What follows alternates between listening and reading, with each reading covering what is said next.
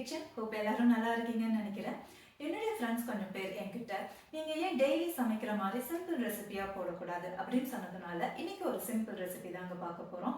ஆனா அது சிம்பிளா இருந்தாலும் எப்படி அது டேஸ்டியா ஹெல்த்தியா ஒரு வாவ் அப்படின்னு சொல்லக்கூட ஒரு ரெசிபியா தான் இன்னைக்கு நம்ம பார்க்க போறோம். ஆமாங்க, நம்ம இன்னைக்கு பார்க்க போறது கேரட் டொமேட்டோ ரசம். ஸோ அதுக்கு மேட்சா ஒரு ஈஸியா சிம்பிளா ஒரு ஸ்பைசி கத்திரிக்காய் ஃப்ரை எப்படி பண்றதுன்னு பார்க்கலாமா? வாங்க.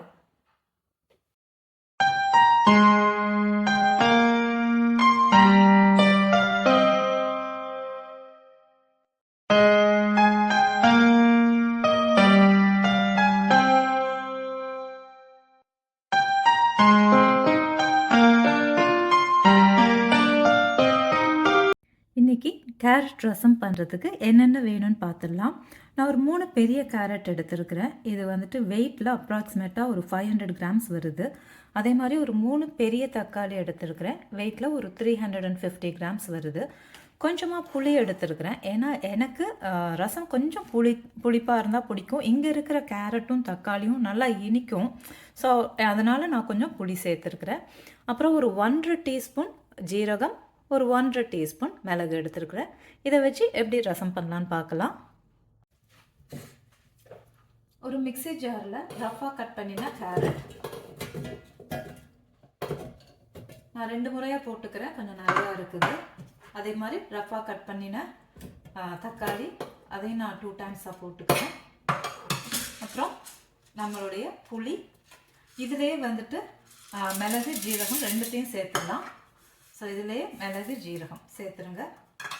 ஸோ கொஞ்சமாக தண்ணியும் சேர்த்துக்கலாம். சேர்த்துட்டு இது ஒரு 3 முறை நீங்கள் அரைச்சி இதோட தண்ணி மட்டும் வடிகட்டி எடுத்துக்கணும். இப்போது ஃபஸ்ட்டு ஒரு முறை அரைச்சிட்டேன். கொஞ்சம் ரஃபாகவே அரைச்சிக்கோங்க. இதை மாதிரி கொஞ்சம் பெரிய ஓட்டை இருக்கிற ஒரு இதுவாக எடுத்துக்கோங்க. ஒரு ஸ்ட்ரெயினர் மாதிரி எடுத்துக்கோங்க.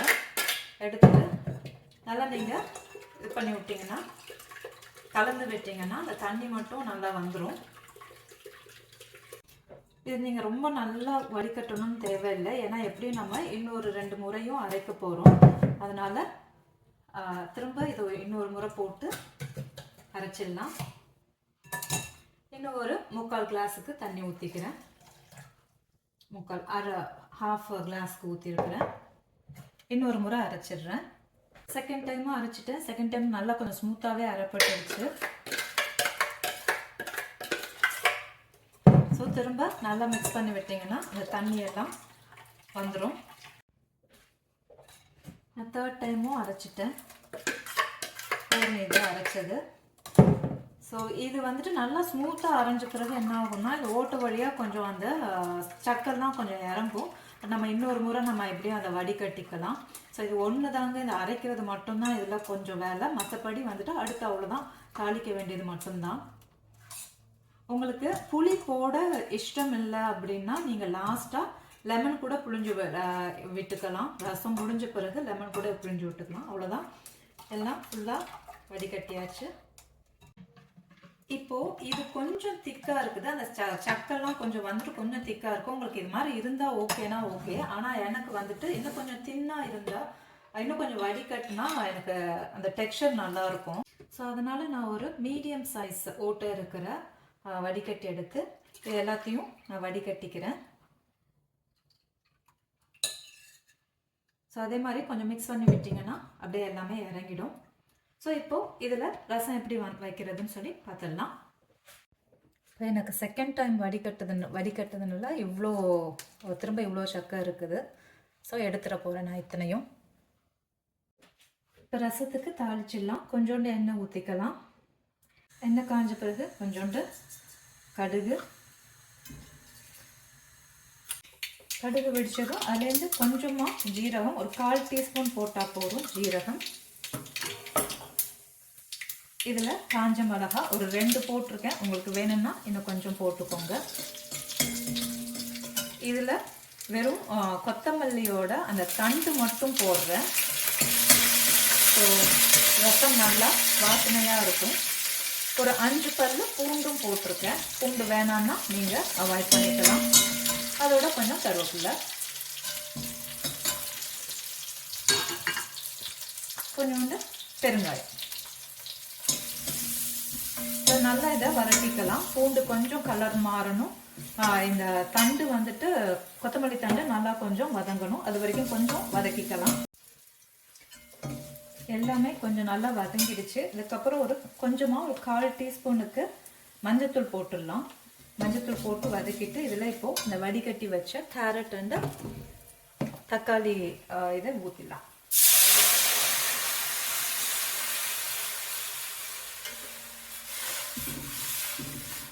அவ்வளோதான். இப்போ இது நல்லா கொதிக்க விடணும். ரசம் இங்கே கொதிச்சுட்டு இருக்குது. இந்த ரசத்துக்கு மேட்சாக ஒரு கத்திரிக்காய் ஃப்ரை, ஈஸியாக ஸ்பைஸியாக இந்த கத்திரிக்காய் வச்சு ஒரு கத்திரிக்காய் ஃப்ரை எப்படி பண்ணலான்னு சொல்லி பார்க்கலாமா? இந்த ரசம் கொதிக்க ஆரம்பித்ததுக்கப்புறம் ஒரு 12 to 15 மினிட்ஸ் ஆச்சும் நீங்கள் நல்லா ஒரு மீடியம் ஃப்ளேமில் வச்சு கொதிக்க விடணும். இந்த ரசம் கொதிக்கிறதுக்கு முன்னாடி நீங்கள் டேஸ்ட் பண்ணி பார்த்தீங்கன்னா கொஞ்சம் கசக்கிற மாதிரி இருக்கும். நம்ம அந்த மிளகு ஜீரகம் பச்சையாக அரைச்சதுனால கொஞ்சம் கசக்கிற மாதிரி இருக்கும். பட் நல்லா கொதித்த பிறகு உங்களுக்கு அந்த கசப்பு டேஸ்ட்டெல்லாம் தெரியாது.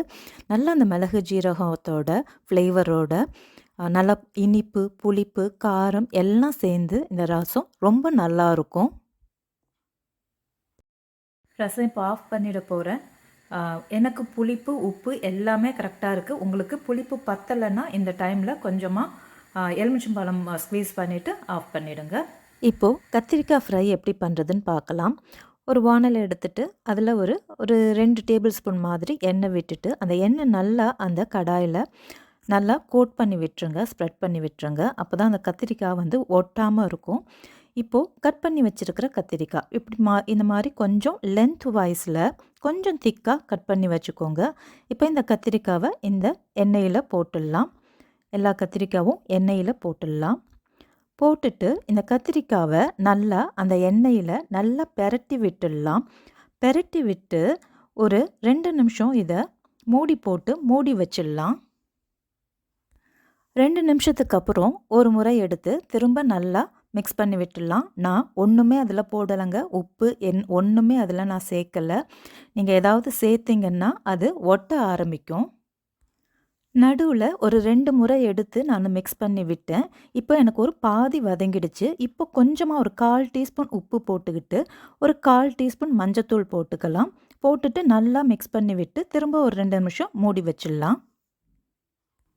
இப்போ ஒரு 2 மினிட்ஸ் கழித்து திரும்ப ஒரு முறை எடுத்து நல்லா கிளறி விடுவோம். இப்போ பார்த்தீங்கன்னா எனக்கு ஒரு 90% நல்லாவே இது குக் ஆகிடுச்சு.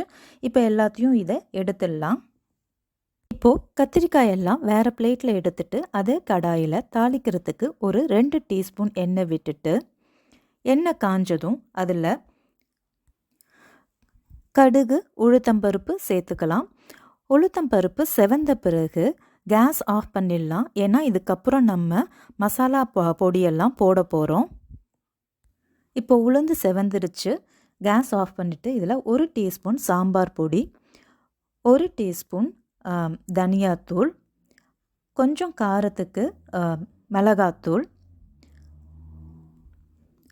அப்புறம் நான் கொஞ்சமாக கருவேப்பிலை பொடி போட்டுக்கிறேன். இங்கே கருவேப்பிலை நமக்கு அப்பப்போ கிடைக்காம போயிடும். அதனால் நான் கொஞ்சமாக கருவேப்பிலை பொடி சேர்த்துக்கிறேன். இதிலேயே இப்போது உப்பும் சேர்த்துடலாம்.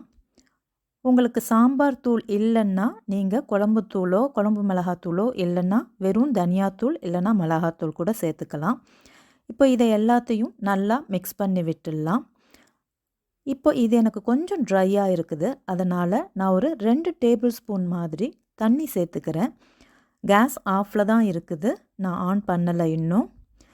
இப்போது இதிலையே நம்ம குக் பண்ணி வச்சுருக்கிற கத்திரிக்காய் எல்லாத்தையும் சேர்த்துடலாம். சேர்த்து நல்லா பெரட்டி விட்டுட்டு இதை நல்லா பெரட்டிட்டு திரும்ப மூடி போட்டு ஒரு 2 நிமிஷம் மூடி விட்டுடலாம்.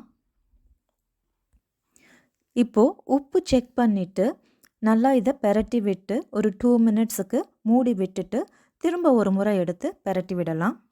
இப்படி நீங்கள் ஒரு 2-3 மினிட்ஸ் மூடி வைக்கிறதுனால இதில் இந்த காரமெல்லாம் அந்த கத்திரிக்காய் நல்லா அப்சர்வ் ஆகிக்கும். அவ்வளோதான். இப்போ நல்லா ஸ்பைசி கத்திரிக்காய் ஃப்ரை ரெடி. இது எல்லாத்தையும் எடுத்துடலாம். இப்போது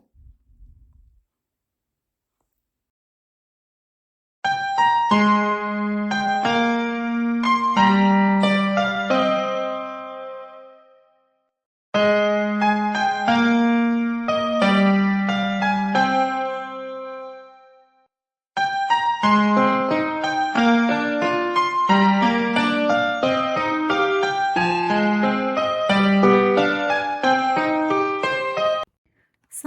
நம்ம லஞ்ச் வந்துட்டு கொஞ்சம் சிம்பிளாக ஆகிற மாதிரி ஆகிடும். ஸோ இதை எப்படி கொஞ்சம் ப்ரோட்டீன் ரிச்சாக மாற்றலான்னு சொல்லி பார்க்கலாம். நம்ம லஞ்ச் பிளேட்டில் ப்ரோட்டீன் கம்மியாக இருக்கிறப்போ ஒரு டபுள் ஆம்லெட் எடுத்துக்கலாம். நான் இன்றைக்கி ஒரு ஹோல் எக்கும் இதை மாதிரி எக் ஒயிட் மட்டும் எடுத்துக்கிறேன். இது மாதிரி எக் ஒயிட் மட்டும் தனியாக கிடைக்கிது. ஸோ இதில் வந்துட்டு கார்போஹைட்ரேட், ஃபேட் எல்லாமே 0%. பட் ப்ரோட்டீன் மட்டும் உங்களுக்கு 100 கிராம்ஸுக்கு வந்துட்டு ஒரு 11% இருக்குது. ஸோ நான் ஒரு 50 ml எக் ஒயிட் மட்டும் எடுத்துக்கிறேன். என்னுடைய வெஜிடேரியன் ஃப்ரெண்ட்ஸு ப்ரோட்டீனுக்காக எக் எடுக்கணும்னு ட்ரை பண்ணுறாங்க. ஆனால் அவங்களுக்கு அந்த யோக்கோட ஸ்மெல் பிடிக்க மாட்டேங்குது. அப்படி இருக்கிறவங்களுக்கு இந்த எக் ஒயிட் வந்துட்டு ரொம்ப நல்லா யூஸ் ஆகும். நீங்கள் ஒரு 2 கரண்டி தோசை மாவில் ஒரு 50 ml எக் ஒயிட்டை அதில் மிக்ஸ் பண்ணி தோசையாக நீங்கள் சாப்பிட்றப்போ அதில் எக் இருக்கிறதே தெரியாது. ஸோ ட்ரை பண்ணி பாருங்கள். நான் கொஞ்சம் சாதத்துக்கு முருங்கைக்கீரை பொடி சேர்த்த சாதமும், அப்புறம் நம்மளுடைய ஃப்ளாக்ஸீட் மிக்ஸ் போட்ட மோர், நம்மளுடைய டபுள் ஆம்லெட், அதுக்கப்புறம் நம்ம செஞ்ச கேரட் ரசம் அண்டு ஸ்பைசி கத்திரிக்காய் ஃப்ரை. இப்போ என்னுடைய பிளேட்டு சூப்பர் பேலன்ஸ்ட் டயட் பிளேட்டாக ஆயிடுச்சு.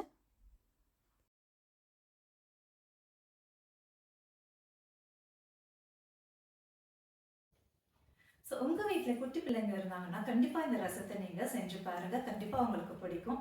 ஸோ என் குழந்தைங்க குட்டியாக இருக்கிறப்போ இந்த ரசம் அவங்களுடைய ஃபேவரட் ரசமாக இருந்தது. ஸோ அவங்களுக்காக செய்ய ஆரம்பித்த அந்த ரசம் இப்போது எங்கள் வீட்டுக்கு வர கெஸ்ட்டை இம்ப்ரெஸ் பண்ணுறதுக்காக செய்யக்கூடிய ஒரு ரசமாக ஆயிடுச்சு.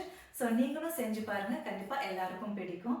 ஸோ இதே மாதிரி ஒரு எக்ஸ்க்ளூசிவான டேஸ்டியான ரெசிபியோட அடுத்த வாரமும் பார்ப்போம். So see you in next video. Until then, take care. Bye.